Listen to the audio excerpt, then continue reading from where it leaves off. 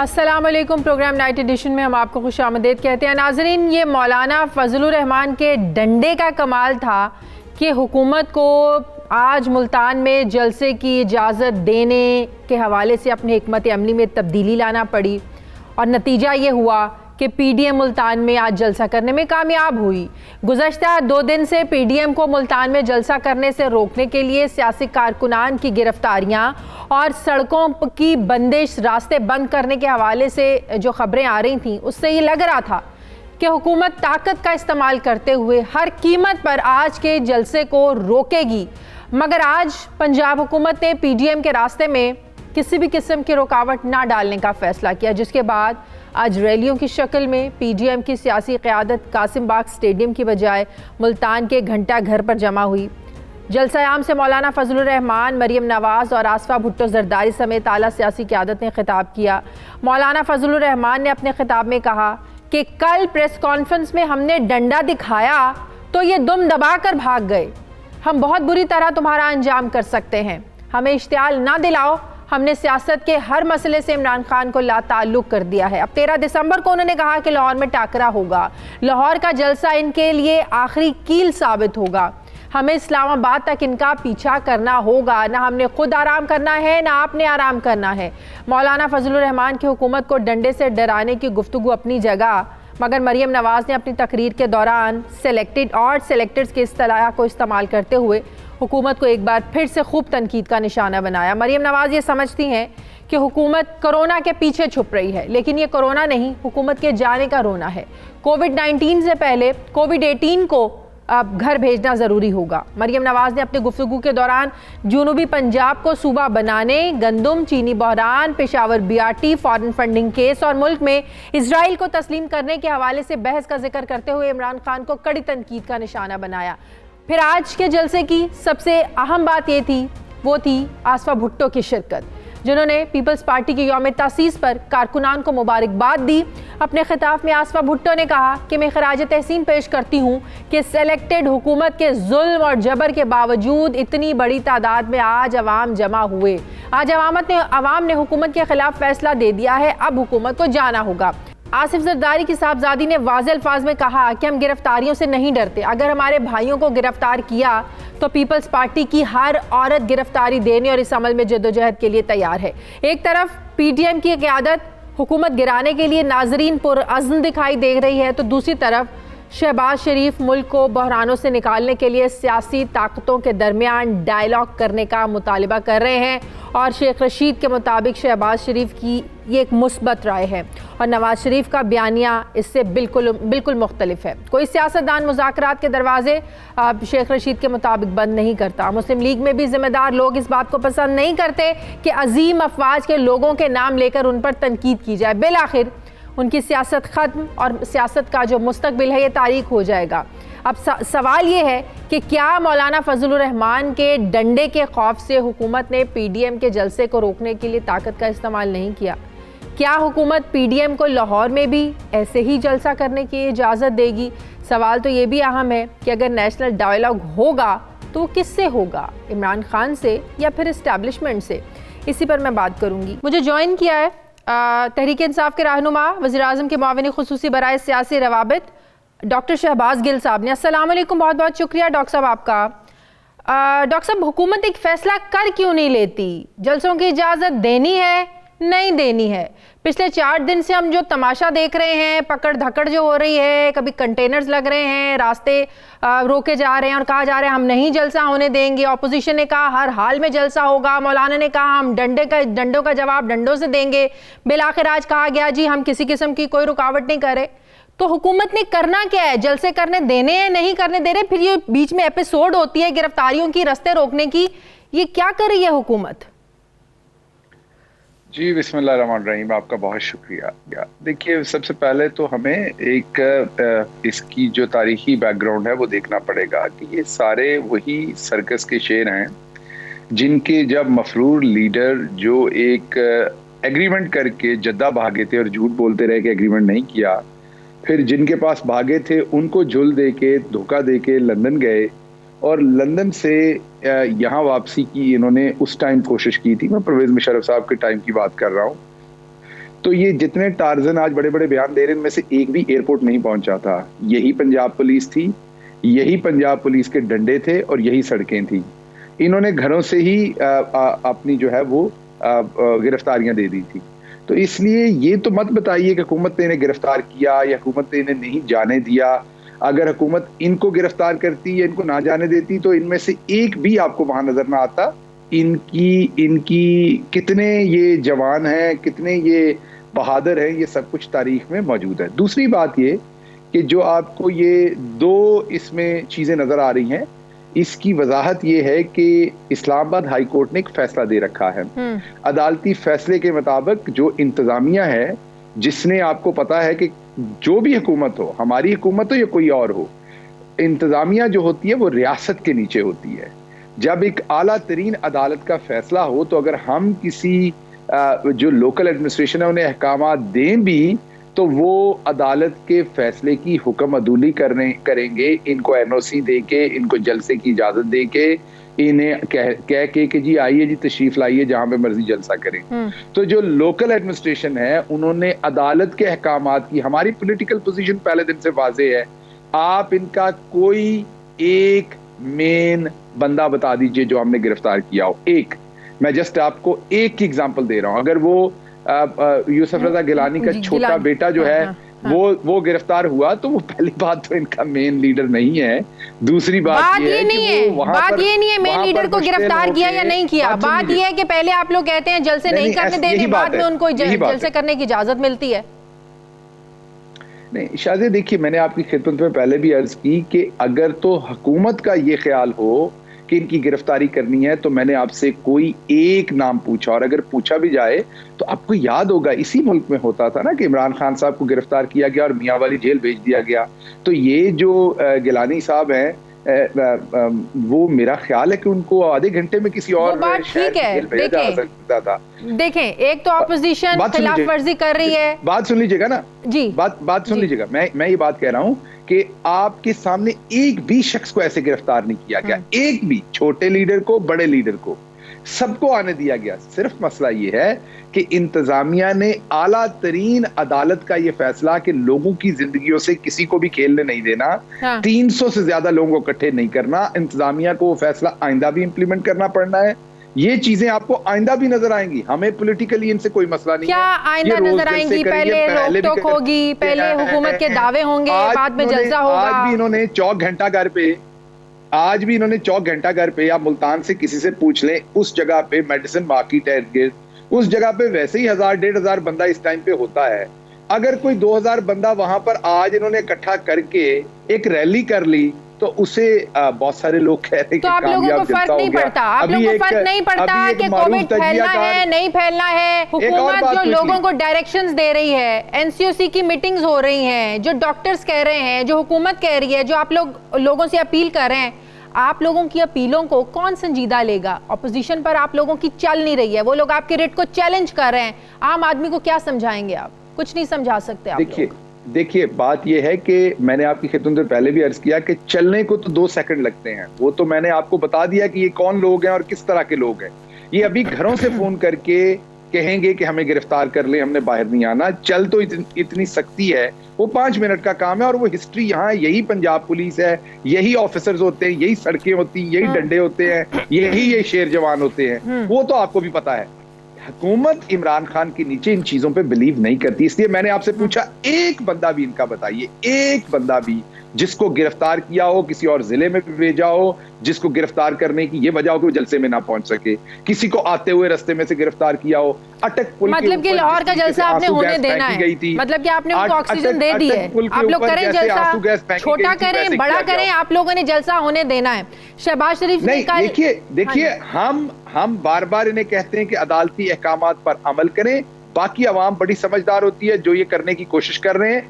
अवाम इनसे पूछ लें, जो एक तरफ कह रहे हैं कि शहबाज शरीफ को 15 दिन की पैरोल दें, उन्होंने घर में बैठ के लोगों से ताज़ियत लेनी है, और दूसरी तरफ ये जो बीबी जो गलीज ज़बान इस्तेमाल करती हैं, ये अगले दिन ही दादी को भी दफनाया नहीं है और अगले दिन ये जलसे निकल पड़ी हैं। तो इन्होंने ताज़ियत नहीं लेनी, ये मुबर्रा इन चीजों से। ये मुनाफिक लोग हैं, ये मौत पे भी मुनाफकत सियासत करते हैं, कोरोना पे भी सियासत करते हैं। एक दूसरे के और बड़ों के नाम पे पाकिस्तान के सियासत बयानिए नहीं पे भी होनी चाहिए, सियासत करते ना ही हैं। ऐसे अल्फाज इस्तेमाल करने चाहिए, ना हुकूमत की तरफ से, ना ऑपोजिशन की तरफ से।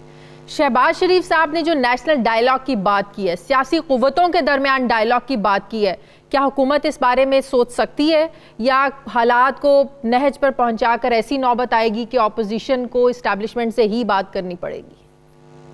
अच्छा, एक वो आप जोक सुनते रहे हैं बचपन से, आपको भी हंसी आ जाती है, आप बेशक कभी टेलीविजन पे ना हंसे लेकिन आती होगी जब इस तरह के अल्फाज सुने जाते हैं, मुल्की वसी तर मुल्की मफाद।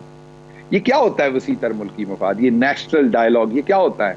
NRO ये बुनियादी तौर पर होता है वो साडी भी सुनो, ਅਸੀਂ ਤੁਹਾਨੂੰ हुकूमत करन देने तुसी सानू नीवे नीवे जिहड़े मुकदमे। यही इस मुल्क के साथ होता रहा। गवर्नमेंट में आके लूटो, जब गवर्नमेंट से चले जाओ उसके बाद आपकी अकाउंटेबिलिटी हो तो रौला डाल दो, सियासी इंतकाम हो रहा है। आप लोगों से किसी ने NRO मांगा है नहीं, आप लोग दे सकते नहीं है। डायलॉग हो, फिर एक नेशनल, देखें NRO को पिज्जा नहीं है कि वो ऑर्डर दिया जाता है 111 पे फोन करके।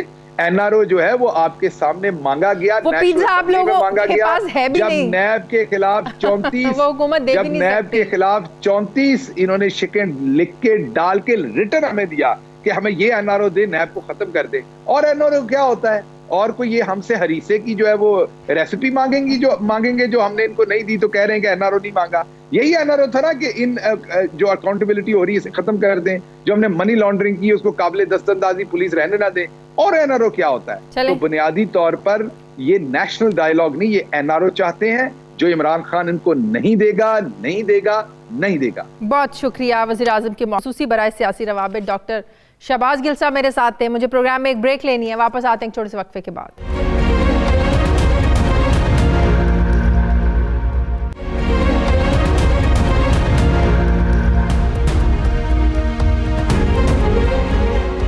ब्रेक के बाद एक बार फिर से आपको खुशामदीद कहते हैं। मुस्लिम लीग नून के रहनुमा मलिक अहमद खान साहब ने मुझे ज्वाइन किया। अस्सलाम वालेकुम, बहुत बहुत शुक्रिया मलिक साहब आपका। मलिक साहब, आप लोगों को तो पंजाब हुकूमत का शुक्रगुजार होना चाहिए, उनका थैंक यू बोलना चाहिए।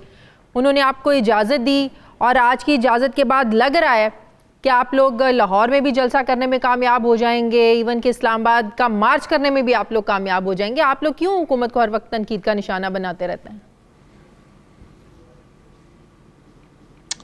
नहीं, देखिए ये एक उनकी हिकमत अमली तो आप कह सकते हैं, एक टैक्टिक तो हो सकती है कि आपने पहले एक बड़ा भरपूर किस्म का एक क्रैकडाउन किया, पकड़ धकड़ की, लोगों को गिरफ्तार किया, उनके घरों के बाहर आपने जो हमारे एक्टिविस्ट थे पॉलिटिकल, उन सब के घरों के बाहर सख्त कड़ी पुलिस की नफरी तैनात की और उसके बाद लोगों को घरों से बाहर ना निकलने पर महबूस करके रखा उनको उनके घरों पर। जो थोड़े बहुत बाहर निकलने की कोशिश जिन्होंने की उनको आपने पकड़कर थानों में भरा। आपने एडिशनल आपने स्पेस क्रिएट की लोगों को पकड़ के बिठाने के लिए। आपने जो हर किस्म की टैक्टिक होती है वो इस्तेमाल की, रास्ते बंद किए। आपने लोगों को अपनी पुलिस की बड़ी एक हैवी कंटिंजेंट के साथ आपने जो जलसे में शिरकत करने के लिए आने वाले लोग को रोकने की अपनी जो कोई भी हिकमत अमली हो सकती थी वो इख्तियार की। तो फिर अचानक क्या हुआ? मौलाना के डंडे से तो नहीं डर गई हुकूमत? नहीं, देखिए ये बेसिकली जो इन्होंने जब ये फील किया कि अब टाइम इतना नज़दीक आ गया है कि अब जो अगर हम इसको इजाज़त देते भी हैं तो मैक्सिमम जो नंबर यहाँ तक पुल ऑन हो सकेगा, या जो एक अपरेंटली इजाज़त दे देते हैं लेकिन फिर भी बैरियर्स किए रखते हैं, फिर भी कंटेनर्स इतनी जल्दी अब इजाज़त दी है तो चलें कंटेनर्स के रिमूवल में कुछ टाइम लगेगा और उसको हटाने में वक्त लगेगा। तो ये सारी बातें करने के लिए उनको वो actually it was well thought of कि किस वक्त हम क्या बात करेंगे और कैसे सिलसिला होगा। तो ये इसका मामला था, इसमें कोई इजाज़त नहीं दी उन्होंने। They passed that time, they इजाजत ना भी देते तो आप लोगों ने कौन सा मान जाना था? जलसा तो आप लोगों ने करना था। आप लोगों के लिए तो इम्पोर्टेंस है नहीं इजाजत मिल रही है नहीं मिल रही है। नहीं, देखिए जलसों की इजाज़त नहीं होती, ये तो मैं इनके खिलाफ डिमॉन्स्ट्रेट कर रहा हूँ ना। मैं ये कह रहा हूँ कि ये हुकूमत जो है इस मुल्क के लिए दुरुस्त नहीं है। ये हुकूमत कि सिमत दुरुस्त नहीं है, ये हुकूमत की मुआशी सिमत दुरुस्त नहीं है, इस हुकूमत का गवर्नेंस का तरीका दुरुस्त लोगों नहीं का है। एक जो 11 जमातें इकट्ठी हो रही हैं एक जगह पर, एक स्टेज पर, तो लोगों का जो एक जम्मे गफीर होना चाहिए आप लोगों के जलसों में, क्या वजह है उसकी? कोविड की वजह से नहीं आ रहे हैं या लोग आपके बयानिए से थक गए हैं? क्या वजह है? नहीं, ये तासुर दुरुस्त नहीं है। देखिए ना, जब आपने ये फ्रीली करने दिया तो आप देखें गुजरांवाला बहुत सक्सेसफुल था, बहुत ज़्यादा लोग थे वहाँ पे। वहाँ पर तो मैं समझता हूँ कि वहाँ पे हमारी जो वो ग्राउंड थी या जो हमने इंतज़ाम किया था, जितने लोग अंदर थे उससे ज़्यादा बाहर थे और लोग आ जा रहे थे। और फिर वो एक रैलिंग के प्रोसेस में फंस गया जलसे से हटके भी। लेकिन throughout from Lahore to Gujranwala, जहाँ से मैं गुजर के गया था, तो यही कैफियत थी। फिर Karachi, obviously we were not there, लेकिन हमने देखा कराची एक बड़ा भरपूर शो था, बहुत बड़ा शो था। इसी तरह से भी क्योंकि पेशावर में और मुल्तान में इन्होंने एक बड़ा विजिबल क्रैकडाउन किया और उसके ऊपर लोगों को रोकने की कोशिश की। हाँ, अगर कुछ एक जो आम बात हो सकती है, कोई टेस्ट किया था। टेस्ट अगर ये था आज के हुकूमत कह रही थी कि हम जलसा नहीं करने देंगे और ऑपोजिशन कह रही थी तो करेंगे, तो ऑपोजिशन जीती, जलसा हुआ। आज नंबर्स मैटर नहीं करते थे, आज ये था कि जलसा होगा कि नहीं होगा या नहीं होगा। सही। तो 13 तारीख को लाहौर में जलसा होने जा रहा है, क्या आप लोगों की स्ट्रैटेजी होगी? आप समझते हैं कि फैसला कुन मरला होगा, उससे पहले हुकूमत घर चली जाएगी या इस्लामाबाद जाने की भी ज़रूरत पेश आएगी? अच्छा, देखिए शादी, मैं आपको एक बड़ी इंटरेस्टिंग आपके साथ डिटेल शेयर करने लगा। अब मेरी भी कॉन्स्टिट्यूंसी लाहौर डिवीजन में है, कसूर में है। तो मैंने अपने कुछ साथियों से रब्ता किया कि हमने जलसे के लिए तैयारी करनी है, तो हमने वहाँ जाना है, तो लोगों से आप रब्ता करें और उनको बताएं। तो मैंने जिनसे नहीं किया था वो मुझसे उन्होंने शिकवा किया कि आपने हमें क्यों नहीं कहा, हम तो खुद इसमें बड़ा भरपूर शिरकत करना चाह रहे हैं, ज़्यादा से ज़्यादा शिरकत करना चाह रहे हैं। तो ये जो एक सेंटीमेंट है, ये तो मैं आपको फर्स्ट हैंड अकाउंट, ये नहीं कि मैं एक पॉलिटिकल एक्टिविस्ट हूँ और पीडीएम में हूँ तो मैं ये कह रहा हूँ, मैं जेन्युइन एक आपको सेंटीमेंट बता रहा हूँ दयानतदारी के साथ, कि लोग इस वक्त इस महंगाई से बिल्कुल वो तंग आए हुए हैं। उनकी इस वक्त ये कैफियत है कि वो इस हुकूमत के ख़िलाफ़ अपने किसी भी मुजाहरे में शिरकत करके एक इजहार करना चाहते हैं कि ये हुकूमत की सिमत दुरुस्त नहीं है, ना मुआशी ना सियासी। वो इसकी हेट स्पीच से तंग आए हुए हैं। वो इनके ये जो 7 to 11 लोग आके, बारिंग फ्यू, उनमें से कुछ आप निकाल दें, अब मेजॉरिटी का जो तरीक़ाकार है, जो लोगों को ये गालियां दे रहे हैं, जिस तरीके से आके रौनत है इनके लहजों में, और जो इन्होंने डिस्कोर्स नेशनल गंदा किया है। हेट स्पीच और डेमोक्रेसी कभी इकट्ठी नहीं चलती। आप भी स्टूडेंट हैं पॉलिटिक्स की, मैं भी हूँ। जो ये हेट स्पीच है उसके कुछ स्टैंडर्ड्स हैं ना। कोई मेरी आपसे एक तवक्को है कि मेरी और आपकी बातचीत कैसे होगी। तो जो घर में बैठी मेरी माँ बहन है, वो जो टीवी सुन रही है, जो मेरा बुजुर्ग टीवी सुन रहे हैं, जो 2 लोग देख रहे हैं, तो उनकी एक तवक्को है कि वो लोग जो एक पब्लिक ओपिनियन मेकर्स के तौर पे टीवी पे जाते हैं, एटलीस्ट उनके अंदर कितनी बात करने की। लेकिन आज मरियम, मैं इस बहस को अब छेड़ना नहीं चाह रही थी, आपने बात कर दी तो मुझे भी मजबूरन कहना पड़ा है। मरियम नवाज ने भी जो आज स्टेज पर खड़े होकर प्राइम मिनिस्टर की मदर के बारे में जो लहजा इस्तेमाल किया, जो बात की, ये नहीं कि सिर्फ उनको नहीं, आपकी तरफ से भी और हुकूमत की तरफ से भी, दोनों तरफ से किसी के माँ बाप को या किसी की फैमिली को बीच में नहीं घसीटना चाहिए। देखिए शायद जी, तो ये बात भी तो आप ज़ेर मलूज़े खातिर रखें ना कि उनकी ग्रैंड मदर के इंतकाल के बाद, उनकी वालिदा के इंतकाल के बाद, बशमूल इनके वुज़रा की, आप इनके ट्विटर अकाउंट्स देखें, बिल्कुल गलत किया, बहुत गलत किया, नहीं होना चाहिए, नहीं होना चाहिए। आप नहीं, ऐसे नहीं, देखिए ऐसे नहीं, ये आप इसको ऐसे देखें। ये देखें कि ये एक नई रजीम है।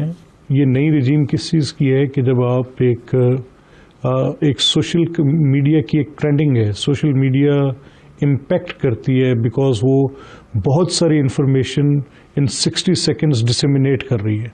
वो 1 मिनट के अंदर इतनी इंफॉर्मेशन डिसेमिनेट कर रही है कि पहले ये मीडियम दुनिया के पास नोन नहीं था, ये जो आज है।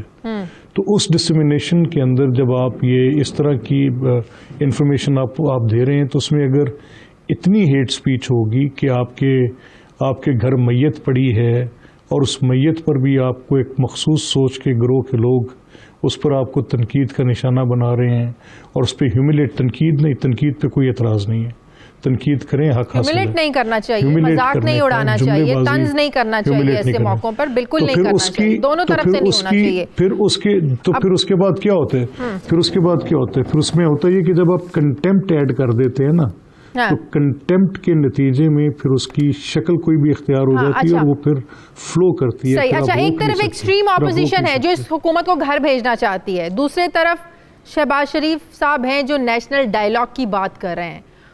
उनकी ये बात कहाँ पर स्टैंड करती है ऑपोजिशन जमातों में, या पीडीएम ने हुकूमत को घर भेजना है? क्योंकि हम देखते हैं कि शहबाज शरीफ का एक बयानिया जो है वो मुख्तलिफ रहा है मरीम नवाज से और नवाज शरीफ से, उनका मुफाहमत की तरफ हमेशा उन्होंने बात की है। अब भी वो नेशनल डायलॉग की, सियासी कुव्वतों के बीच में डायलॉग की बात कर रहे हैं। तो क्या इस बात का कितना इम्कान है कि इस्लामाबाद जाने से पहले ये डायलॉग हो सके, ये बातचीत हो सके, या मामलात कहीं और जाएंगे? अच्छा देखिए, मैं ये समझता हूँ कि जब आप मसाइल की निशानदेही करते हैं, जब आप बताते हैं कि कौन सी जगह पर आईनी हदूद पार हो रही हैं, तो फिर डायलॉग के सिवा आपके पास रास्ता क्या रहता है? आपने निशानदेही तो कर दी, अच्छा किया। सारी पॉलिटिकल पार्टीज़ अपने एतराज़ात बशमूल मेरी जमात के, हमें एतराज़ है कि इस वक्त इलेक्शंस ठीक नहीं हुए, हमें एतराज़ है कि लोगों ने अपनी आईनी हदूद से बाहर निकल के असरअंदाज हुए हैं, हमें एतराज़ है। हमें तो बाज़ औक़ात हम ये कहते हैं कि कुछ जजमेंट्स ऐसी हैं जो कि बिल्कुल ही केसेस ऑफ फर्स्ट इम्प्रेशन और पिछली पूरी जुरिस्डिक्शंस को ख़त्म करने के मुतल्लिक बन गए। हम इंस्टीट्यूशंस के किरदार पे शक आ जाते हैं, हम उस पर बात करते हैं। तो जब हम इस तरह की बात कहते हैं तो फिर हम ये क्योंकि आज का मुआशरा, आज की community is build upon words, constitutions regulate करते हैं आपके पूरे निज़ाम को। तो जब आपने अल्फाज पे तरतीब दिया गया एक मुआशरा तश्कील करना है तो फिर उसके लिए डायलॉग जरूरी है। सही, जहाँ पर आप समझें कि किसके साथ, सियासी कुव्वतों के बीच में, या जो मरियम नवाज या दूसरे कुछ लोग हैं जो बात करते हैं एस्टैब्लिशमेंट की तरफ इशारा करते हैं, डायलॉग किसके बीच में होने चाहिए? नहीं देखें, ये तो जितने भी स्टेक होल्डर्स हैं, जिसमें इवन पार्लियामेंट की सुप्रीमेसी क्या है, पार्लियामेंट की सुप्रीमेसी बुनियादी तौर पे उसकी वो अथॉरिटी है to check upon all the organs in state कि जो रियासत के अंदर काम करते हैं, चाहे वो एहतसाब के मुतल्लिक हों, चाहे वो सिक्योरिटी के मुतल्लिक हों, चाहे वो इंसाफ के मुतल्लिक हों। तो पार्लियामेंट की बुनियादी हैसियत जो आइन में दी गई है वो यही है कि वो एक डेमोक्रेटिक अकाउंटेबिलिटी का फोरम है। सही। तो अगर ऐसी बात को खोलने के लिए कि कौन किसके सामने अपनी क्या बात करेगा, अगर एक ये इख्तियार है इलेक्शन कमीशन को कि वो इलेक्शन कंडक्ट करे, तो ये तो नहीं है कि उसके बाद आप इलेक्शन कमीशन को एक पंचिंग बैग बना लें। तो इलेक्शन कमीशन की एम्पावरमेंट की बात कहाँ पर होगी, कौन करेगा, कैसे करेगा, किसका रोल कितना होगा, किसको क्या क्या कौन सा इदारा किस तरह से कॉम्प्लीमेंट करेगा, ये सारी बातें डायलॉग, इसके अलावा और कोई रास्ता नहीं है आपके पास। बहुत शुक्रिया। मुस्लिम के रहनुमा मलिक अहमद खान साहब मेरे साथ थे। मुझे प्रोग्राम में एक ब्रेक लेनी, नाज़रीन वापस आते हैं वक्फे के बाद।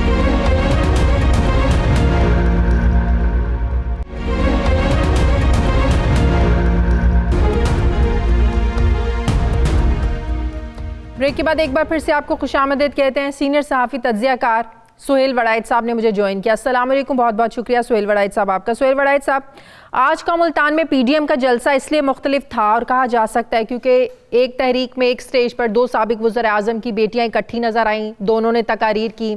आसफा भुट्टो की सियासत में अमली तौर पर प्रैक्टिकली इस एंट्री को आप कैसे देखते हैं? तकरीर की मुख्तसर थी, जामे थी, ज़्यादा उस तकरीर में हमने नारे सुने।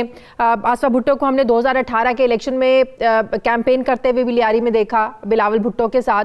लेकिन आपको लग रहा है कि आसफा भुट्टो प्रैक्टिकली एक मजबूत लीडरशिप पीपल्स पार्टी उसके तौर पर इमर्ज होकर सामने नजर आएंगी आज की तकरीर के बाद? कैसे रेट करेंगे आप इसे? फिलहाल तो मैं समझता हूं कि it's a stop gap arrangement. Bilawal साहब चूंकि बीमार हैं तो इसलिए उन्हें भेजा गया है और जाहिर है टेस्ट भी कर रहे हैं उनको कि वो कैसी तकरीर करती हैं, लोगों का क्या रिस्पांस होता है। और दूसरा, आसफा में खुद भी बड़े सियासी जरासीम हैं। मुझे मोहतरमा बेनज़ीर भुट्टो ने कई दफ़ा बताया था कि जब ये छोटी थी तो अपना कोई मुतालबा मनवाना होता था तो चार्ट लिखकर और बैनर लिखकर वो अपने मुतालबात बनवाया करती थी। और वैसे भी बड़ी एनर्जेटिक हैं, मोहतरमा जैसी लगती हैं, और इनका अपने वालिद पे भी बड़ा इन्फ्लुएंस है, भाई पे भी बड़ा इन्फ्लुएंस है। अच्छा, सुहेल साहब, ऑपोजिशन ने कहा जलसा होगा, जरूर होगा। हुकूमत ने कहा हम नहीं करने देंगे। खास तौर पर कोविड के कॉन्टेक्स्ट में हुकूमत ने बड़ा जोर लगाया। पिछले 2 दिन से हमने देखा जो पकड़ धक्कड़ हो रही थी, जो गिरफ्तारियां हो रही थी, जो रास्ते रोके जा रहे थे, एकदम से आपको क्या लगता है कि हुकूमत ने अपनी स्ट्रैटेजी को क्यों बदला? और हमें पता चला कि हुकूमत ने कहा है कि किसी किस्म की रुकावट पैदा नहीं की जाएगी, जिसकी वजह से आज ऑपोजिशन जलसा करने में कामयाब हुई। हुकूमत डर गई। कोविड को देख के आपको नहीं लगता हुकूमत के रिट पर सवाल हो रहे हैं, होने भी चाहिए? क्यों हुकूमत ने इजाजत दी जलसा करने की? मेरा यह ख्याल है कि हुकूमत की स्ट्रेटजी में कोई तब्दीली नहीं आई। हुकूमत पहले ही ये चाहती थी, गुजरांवाला में भी उन्होंने ऐसे ही किया कि पहले रुकावटें डाली, आखिरी वक्त पे इजाजत दे दी। वो चाहते थे जलसा बड़ा ना हो, लोगों में एक खौफ रहे, जो आम बंदा जाता है वो ना जाए, सिर्फ वर्कर जाए जो कि लड़ झगड़ कर जलसागाह में पहुंचता है। चुनाचे यही हुआ कि वो एक खौफ व हरास की फ़ज़ा उन्होंने कायम की। दूसरी तरफ पीडीएम मैं समझता हूँ कामयाब रही, क्योंकि उन्होंने जलसा करके दिखाया और हर तरह की रुकावटों को अबूर करके बिल आखिर ये साबित किया कि भाई अपोजिशन के अंदर जान है, अगर उनको रोका भी जाए तो वो मज़ामती सियासत करके अपना सिक्का जो है वो जमा सकते हैं। लोगों को खौफ व हिरास किसका था? हुकूमत का, पकड़ धकड़ का, या फिर कोविड का? मेरा ख्याल है पकड़ धक्कड़ का खौफ और आंसू गैस, लड़ाई झगड़ा, गिरफ्तारियां, ये सारा कुछ हुआ है। 3 दिन से हम देख रहे थे कि वहां मैदान जंग बना हुआ था। तो आपको लग रहा है कि लाहौर में भी ये पीडीएम एक कामयाब जलसा कर पाएगी और ये हुकूमत के लिए चैलेंज बन सकता है, और फिर आखिरी इनका पड़ाव जो है, जो इनका आखिरी जो कह लें फाइनल एक मंजिल है, वो है इस्लामाबाद, वहां तक भी ऑपोजिशन पहुंचने में कामयाब होगी, जिसको वो लॉन्ग मार्च की शक्ल देना चाहते हैं? मेरा ख्याल है कि ये हुकूमत कोशिश करेगी कि मुल्तान वाला मॉडल जो है वो लाहौर भी इम्प्लीमेंट करे, पकड़ दकड़ करे, खौफ व हरास फैलाए ताकि ज्यादा क्राउड जमा ना हो। लेकिन दूसरी तरफ मैंने सुना है कि मुस्लिम लीग नून रैलियों की सियासत करेगी। वो उस दिन जलसे से पहले कई दिन पहले रैलियां शुरू कर देगी, और जाहिर है जब रैलियां होंगी तो उससे एक्टिविटी पैदा होगी, और रैलियों को रोकना और पकड़ धकड़ करने से डेफिनेटली शहर के अंदर कशीदगी पैदा होगी। तो मेरा ख्याल है कि हुकूमत को कशीदगी पैदा करने से रुक जाना चाहिए। तो ऐसे में आपको क्या लगता है, एक आम आदमी के लिए हुकूमत के जो भाषण है वो जो रोज देते हैं, 5 बजे शाम को आकर, 7 बजे आकर प्रेस कॉन्फ्रेंस करते हैं कोविड को लेकर, सोशल डिस्टेंसिंग को लेकर और एहतियात करने को लेकर, एक आम बंदा इसको संजीदगी से लेगा इसके बाद? मेरा ख्याल है कि हुकूमत को चाहिए कि डायलॉग करें, फर्ज करें, जैसे अभी आप फरमा रही हैं कि भाई अल्टीमेटली तो लॉन्ग मार्च होना है, इस्लामाबाद की तरफ जाना है। जिस दिन लॉन्ग मार्च का ऐलान हो गया उस दिन क्या करेंगे? फिर भी तो डायलॉग करना पड़ेगा। आप ना अलाउ कर सकते हैं लोगों को लॉन्ग मार्च करने की, ना रोक सकते हैं। रोक सकेंगे तो मुल्तान जैसी सूरत हाल शहर में होगी, और अगर नहीं रोकेंगे तो फिर जो धरना होगा इस्लामाबाद में, वो तो आप मौलाना खादिम रिजवी का धरना नहीं रोक सकते थे, और तो आप 11 पार्टियों के धरने को कैसे रोकेंगे? तो उस वक्त भी डायलॉग करना पड़ेगा ना। तो बेहतर है दबाव से पहले डायलॉग करें, और वो अभी मौका है। डायलॉग किसके साथ? ऑपोजिशन का एक धड़ा डायलॉग करना चाहता है सियासी कुव्वतों के साथ। शहबाज शरीफ साहब ने कल जो बात की कि डायलॉग होना चाहिए, सियासी कुव्वतों के दरमियान डायलॉग होना चाहिए, लेकिन आप नवाज शरीफ और मरीम नवाज का बयानिया देख लें, जो जिससे साफ वाजे लगता है कि अगर वो बात करना भी चाहते हैं तो सिर्फ इस्टेब्लिशमेंट के साथ बात करना चाहते हैं। अगर इमरान खान ये बात करते हैं, वज़ीर आज़म ये बात करते हैं कि कोई एनआरओ नहीं मिलेगा, लेकिन ऑपोजिशन बात करना चाहती है इस्टेब्लिशमेंट के पास, और एनआरओ कौन दे सकता है कौन नहीं दे सकता ये आप भी जानते हैं, ये हम भी जानते हैं। तो फिर डायलॉग किसके बीच में होगा? हुकूमत भी बात करने को तैयार नहीं ऑपोजिशन के साथ, ऑपोजिशन भी बात करने को तैयार नहीं हुकूमत के साथ। देखें, अगर तो लॉन्ग मार्च से पहले डायलॉग होगा तो सियासी कुव्वतों के दरमियान होगा। अगर डायलॉग के दरमियान या डायलॉग या लॉन्ग मार्च के बाद होगा तो फिर तीसरी कुव्वत और अपोजिशन के दरमियान डायलॉग होगा। और साफ बात है, बेहतर मुल्क के लिए यह है कि सियासी कुव्वतों के दरमियान हो। और जहाँ तक आपने बात है कि तैयार नहीं है, बात यह है कि कौन से कॉन्फिडेंस बिल्डिंग मेजर्स किए गए हैं।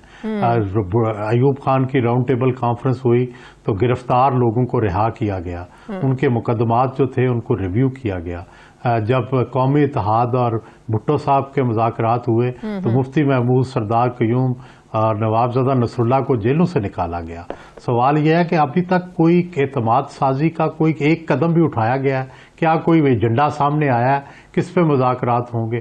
क्या रियायत देंगे? क्यों अपोजिशन इनसे मुज़ाकरात करे? क्या शफाफ इलेक्शन की कोई वो रियायत को एनआरओ का नाम देते हैं जो नहीं देना चाहते, उनके नजदीक रियायत एनआरओ का दूसरा नाम है।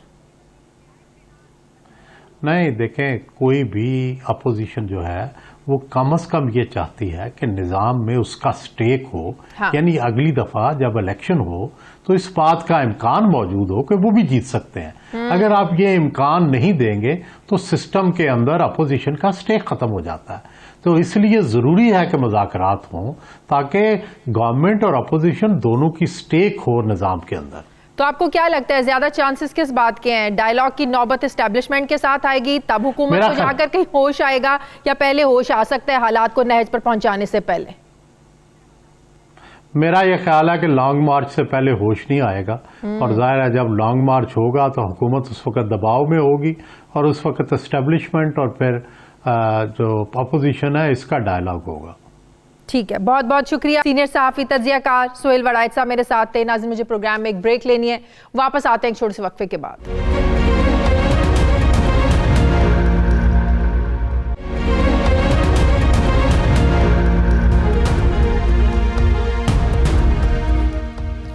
ब्रेक के बाद एक बार फिर से आपको खुशामदीद कहते हैं। नाज़रीन, मुल्क में जारी सियासी गर्मा गर्मी में गुज़श्ता रोज़ डिप्टी चेयरमैन सेनेट ने नैब के खिलाफ इल्ज़ामात की एक चार्जशीट पेश की है, जिसके बाद आज deputy chairman senate Salim Mandviwala और chairman NAB justice retired Javed Iqbal की मुलाकात हुई, जिसमें चेयरमैन नैब ने सलीम मांडवीवाला के तहफ़्फ़ुज़ात दूर करवाने की यकीन दहानी करवाई है। मुलाकात के बाद मीडिया से बात करते हुए सलीम मांडवीवाला का कहना था कि चेयरमैन नैब को मालूम होना चाहिए कि इनके लोग किस तरह लोगों को कमरों में बंद कर कर डराते हैं, धमकाते हैं और डरा धमका कर प्ली बार्गेन करवा रहे हैं।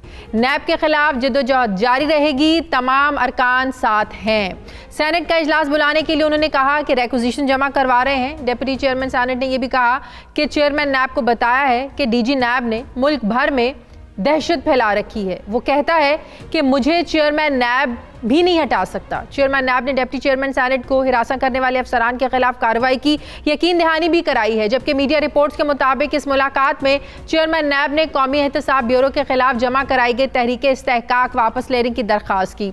सलीम मांडवीवाला ने इनकी दरख्वास्त को मुस्तरद करते हुए कहा कि वो नैब के खिलाफ जमा करवाई गई जो तहरीक इस्तेहकाक है ये किसी सूरत वापस नहीं लेंगे। आपको ये भी बताएं नाजरीन कि deputy chairman senate Salim Mandviwalla ने गुज़श्ता रोज़ एक प्रेस कॉन्फ्रेंस की थी। प्रेस कॉन्फ्रेंस में उन्होंने ये दावा किया कि नैब कारोबारी अफराद पर प्ली बार्गेन के लिए दबाव डाल रहा है। चेयरमैन सेनेट ने यह भी दावा किया कि मेरे भाई को कॉल आती है कि हमारे साथ प्ली बार्गेन कर लें, हम आपको छोड़ देंगे, हम लोगों को कमेटी में बुलाकर ये पूछेंगे कि आपने क्यों प्ली बार्गेन की, हम सेनेट में डिमांड करेंगे। उन्होंने कहा कि तमाम नैब अफसरान जो हैं ये अपने असासे भी डिक्लेयर करें।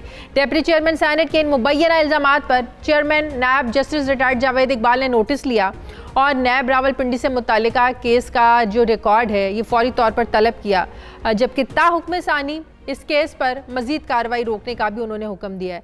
चंद रोज़ पहले deputy chairman senate Salim Mandviwalla ने chairman NAB Javed Iqbal, DG NAB Pindi Irfan Mangi और तहकीकाती अफसर के खिलाफ तहरीक इस्तेहकाक भी सेनेट सेक्रेटेरिएट में जमा करवाई हैं।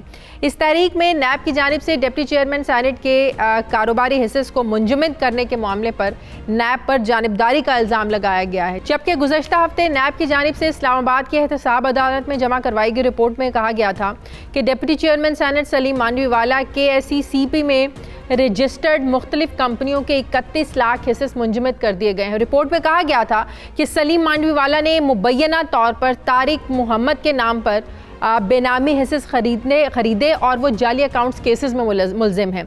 रिपोर्ट के मुताबिक इन हिस्से की खरीदारी के लिए 3 करोड़ रुपए A1 इंटरनेशनल के जाली अकाउंट से अदा किए गए हैं। एहतसाब अदालत ने इस रिपोर्ट की तौसीक की थी, जबकि इससे पहले इसी साल जुलाई में डिप्टी चेयरमैन सेनेट को जाली अकाउंट्स केस में बयान रिकॉर्ड करने के लिए तलब भी किया गया था। सलीम मानवीवाला पर ओवरसीज कोऑपरेटिंग हाउसिंग सोसाइटी में प्लॉट्स की गैर कानूनी अलॉटमेंट में मुलव्वस होने और प्लॉट्स के लिए जाली अकाउंट से अदायगी का इल्ज़ाम आयद किया गया था। इसी सब पर बात करने के लिए हमारे साथ प्रोग्राम में मौजूद हैं deputy chairman senate Salim Mandviwalla साहब। अस्सलाम वालेकुम, बहुत बहुत शुक्रिया आपका। सलीम मानवीवाला साहब, आपने कहा कि नैब रावलपिंडी फौज का नाम लेकर इदारे की तौहीन कर रहा है। आप पर जो बेनामी ट्रांजैक्शन का इल्ज़ाम है, बकौल आपके वो ट्रांजैक्शन मंगला कोर के साथ है, फौज के साथ हैं। तो मेरा आपसे सवाल ये है कि जब आपको इन्वेस्टिगेशन के लिए बुलाया गया तो इन ट्रांजैक्शन की डिटेल्स आपने उस वक्त फराहम क्यों नहीं की? क्या वजूहात थी और अब कब आप इसकी ट्रांजैक्शन की डिटेल्स आप शेयर करेंगे? देखिए, मैं आपको मैं जो भी डिटेल शेयर करूंगा वो मैं सेनेट कमेटी के साथ शेयर करूंगा, जिसमें नैब के डीजी और नैब के आईओ सामने आएंगे। सही। और मैं आपको बताऊं, ये ट्रांजैक्शन काफ़ी पहले की ट्रांजैक्शन है, मोर देन 4-5 इयर्स पुरानी ट्रांजैक्शन है, और इसके बाकायदा एग्रीमेंट्स हैं और इसके बाकायदा प्रॉपर, जिसको कहते हैं ना कि एक ट्रांजैक्शन जिस तरह की जाती है उस तरह की एग्रीमेंट्स हैं। लैंड जो है वो मंगला कोर की है, और this was a project which was to be done with a Chinese construction company which was coming in this project, and it was a project planned on 350 acres of military land, जिसके अंदर consultants थे, मतलब it was a proper planned project. अब उसकी जब ये बात करती है नैब के जी वो बेनामी ट्रांजैक्शन आपने की और आपने ये पूरा प्रोजेक्ट किसी बेनामी नाम आदमी के नाम पे किया, तो मैंने इस वक्त भी जब उन्होंने मुझे बुलाया और ये बात की तो मैंने उनको कहा कि आप क्या बात कर रहे हैं, ये पॉसिबल ही नहीं है कि इस किस्म की चीज, और मेरे जैसे आदमी को बेनामी ट्रांजैक्शन करने की जरूरत क्या है। सही। अब जब वो फेल हो गए और कोई रेफरेंस नहीं बना सके, आज 1 साल से ऊपर हो गया है और नैब 90 डेज में इन्होंने रेफरेंस बनाना होता है, तो ये अब इनकी फ्रस्ट्रेशन बढ़ गई, तो इन्होंने सोचा कि हम किसी तरीके से सलीम साहब को इसमें घसीटें, सलीम साहब को ख़राब करें, सलीम साहब को इसमें इन्वॉल्व करें। अब इनको, मतलब मैं ये कहूँगा कि इनको ये समझ नहीं आई कि ये क्या करने जा रहे हैं और किस तरीके से करने जा रहे हैं। और मैं आपको बताऊं, ये मेरे साथ आपको प्ली बार्गेन के लिए कहा गया, प्रेशर डाला गया आप पे भी प्ली बार्गेन के लिए? मेरे भाई पे डाला गया। अच्छा, क्या कहा गया उनसे, आपके भाई को? मुझे ये कहा गया कि आप कैप्टन एजाज हारून को कहें कि हमारे साथ प्ली बार्गेन करें। अच्छा। तो कैप्टन एजाज हारून को मैंने पूछा कि आप प्ली बार्गेन करना चाहते हैं? उसने कहा जी मैंने किया क्या है जो मैं प्ली बार्गेन करूं। और ये सब मैं अब आगे चल के ना, मैं ये अब जितनी मैं लोगों को बुलाऊंगा, जितने लोगों को जिनके साथ ये चीजें हुई हैं, नैब ने की है, हम ये सारी चीजें हम मीडिया में एक्सपोज करेंगे। आप कहते हैं कि प्ली बार्गेन अगर लोग करते हैं, अपनी इज्जत बचाने के लिए करते हैं, अपने आप को छुड़वाने के लिए प्ली बार्गेन करते हैं, लेकिन चेयरमैन नैब तो कहते हैं पिछले 2 सालों में 363 अरब कौमी खजाने में जमा करवा चुके हैं। लेकिन प्ली बार्गेन तो तब कोई करता है ना, जैसे आपने भी कहा कि कैप्टन एजाज हारून ने कहा कि भाई मैं प्ली बार्गेन क्यों करूं, मैंने कुछ किया है। तो जो लोग प्ली बार्गेन कर चुके हैं, आप कैसे इस चीज को साबित करेंगे कि उनको प्रेशराइज किया गया तो उन्होंने जो प्ली बार्गेन किया? क्योंकि प्ली बार्गेन तो तब होता है जब आप उसको एक्सेप्ट कर लेते हैं कि आपने कोई जुर्म किया है, तो आप कैसे इस चीज को प्रूव करेंगे? आपके पास चॉइस क्या है? अगर आपके पास चॉइस जेल हो, प्रिजन हो और आपके पास प्ली बार्गेन हो, तो आप क्या चूज करेंगी? अगर आपको ये चॉइस दी जाए तो आप क्या करेंगी? प्ली बार्गेन करेंगी या जेल में जाएंगी? जाहिर है कोई भी जिशा और प्ली बार्गेन ही करेगा। वही तो मैं यही कहने की बात बता रहा हूँ ना आपको। और ये 313 अरब जो है, इसमें अगर नैब चेयरमैन से मैंने ये कहा कि आप मुझे ये बता दें कि इसमें कितने बिजनेसमैन हैं जिन्होंने पैसे दिए और कितने करप्शन के पैसे हैं, तो अगर आप किसी बिजनेसमैन को उठाएंगे और उसको आप कहेंगे कि जी आपके पास 2 चॉइसेस हैं या आप प्ली बार्गेन करें, पैसे दे दें चुप करके, या हम आपको और एजाज हारून को जेल में डाला गया और एजाज हारून ने नैब की जेल काटी, उसके बाद वो गया आपके अडियाला जेल में जुडिशल कस्टडी में, वहां जाके उसकी फिर बेल हुई। आखिरी सवाल, इसका मतलब जो नैब जितने भी सियासतदानों पर केसेस चल रहे हैं या जो बेल पर हैं, बड़ी मिसाल हमारे सामने है, शहबाज शरीफ साहब हैं, हमजा शहबाज हैं, शाहिद खाकान अब्बासी, मैं किस किस के ऑपोजिशन में नाम लूँ, इसका मतलब ये है कि नैब तो अभी तक किसी केस में कुछ साबित नहीं कर पाया। आपको लगता है ये भी नैब सब गलत कर रहे हैं जो बात कर रही है ऑपोजिशन, सियासी इंतकामी कार्रवाइयाँ? देखिए, सियासी इंतकाम कार्रवाइयाँ एक और रुख है नैब का कि नैब को इस्तेमाल किया जाता है सियासी उसके लिए, मगर मैं देखिए सियासी लोग तो वैसे ही they are always victim of NAB and NAB has always been. मैं तो कहता हूँ आप पहले प्रूव करें करप्शन हुई है। नैब का तरीकेकार क्या है, पहले आदमी को अरेस्ट करो, उसके बाद इन्वेस्टिगेशन शुरू करो। ये कहाँ का तरीका है भाई? जनाब, इसके लिए कवानीन में तब्दीली जरूरी है और ऐसी तब्दीली होनी चाहिए कि NAB should be very careful in arresting anybody, in proceeding against anybody, in taking any action against any citizen of Pakistan without proper proof and without proper evidence. सही, बहुत बहुत शुक्रिया। चेयरमैन सेनेट सलीम मानवीवाला मेरे साथ है, थैंक यू वेरी मच। नाज़रीन, हमारे programme का वक्त खत्म हो गया है। प्रोग्राम के लिए आप हमें फीडबैक ज़रूर दीजिएगा, अपना ख्याल रखिएगा। मुझे इजाज़त दीजिए, अल्लाह हाफिज़।